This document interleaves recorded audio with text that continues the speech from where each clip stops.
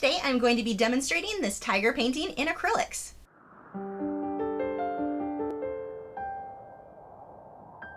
Hi, I'm Lisa, the artist behind Lachri Fine Art. Today's demonstration is this tiger that I have painted on a Fredrix Nature Core linen paintboard. This paintboard I chose because the surface is really smooth, and because I wanted this rougher kind of grungy look for the background, it's easier when I put paint down if I want to kind of rub it off or scrub some of that out to get that grungy feel. It's really easy to get on this paintboard. The other thing is because it is so smooth, super easy for detail, so of course that's going to be beneficial. Another thing that I've noticed about this canvas is you can get away with doing dry brushing, but it doesn't look like it was dry brushed. I personally hate the look of dry brushing. I think that it's messy and sloppy and it's kind of a shortcut that doesn't look good. But on this canvas, when you dry brush, it comes out looking really smoothly blended because the surface is so slick. So it's kind of like easy mode. For the paint, I used Liquitex Basics acrylics. If you are supporters over on Patreon, the 1-hour version of this tutorial is available for you guys now, so make sure to head over and check that out. Now let's get on to this tutorial.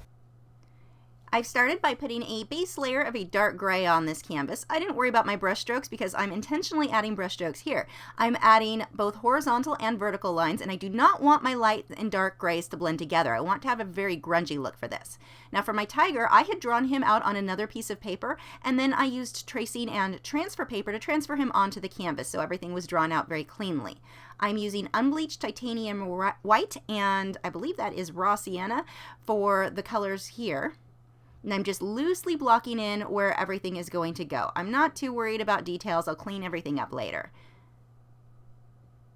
I just want to get some of these lights and darks in. Now, one of the things that I did on this one, I let the black of the background show through for the black stripes, and I found that it was a little bit more difficult to keep those lines clean than if I just painted the entire tiger with the darker reddish colors. So if I were to do this again, I would have just painted his entire body with the dark red color, sort of like toning a canvas, and then drawn all the details out, and then gone back in and painted all of the details in on top of that.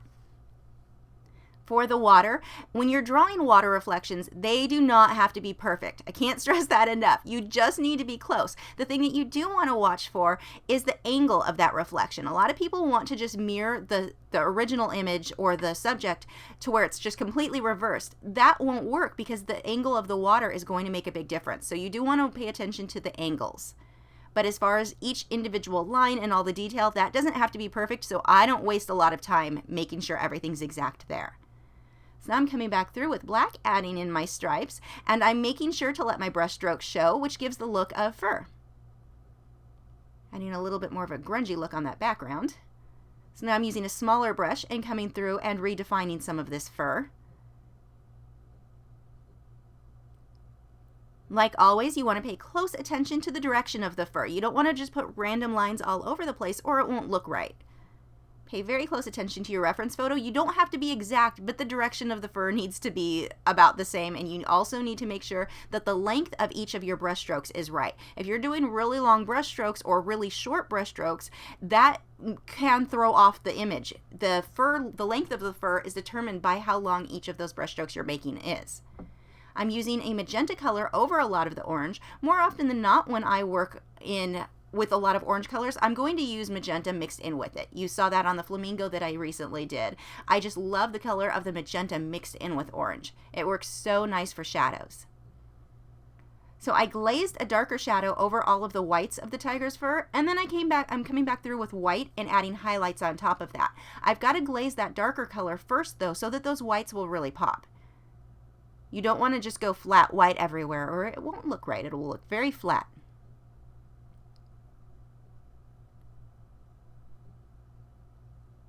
You can see here around the mouth, I'm using much shorter brush strokes there because the fur is so short.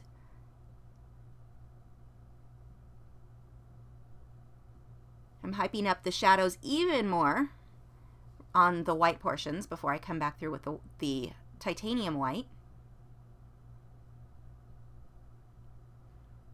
Now I can use the titanium white to really pull those out. Now the fur is wet here, so the fur is going to be more clumped together. It has a very different look than the soft fur on the side of the face. You can see the side of the face fur is very soft. It's all kind of blended together, whereas the fur on the neck and the chin that is wet, it's all separated and clumped together.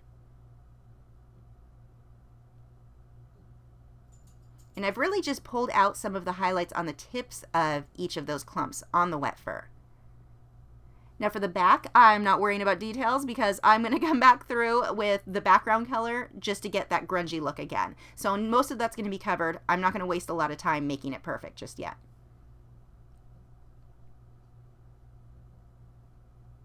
When you paint, if you've got a good plan and you know what you're going to be doing, it makes it a lot easier to know where you need to spend a lot of time and where you can kind of rush through. Like in this case, knowing I'm going to cover the back up, I'm not going to spend a lot of time on it. For the whiskers, I used a No. 3 synthetic hog hair liner brush.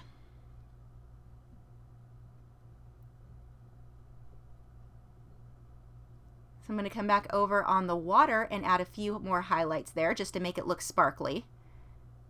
I'm also glazing a little bit of brown, or I'm sorry, green over the tiger's chest just to pull the green from the water into the tiger.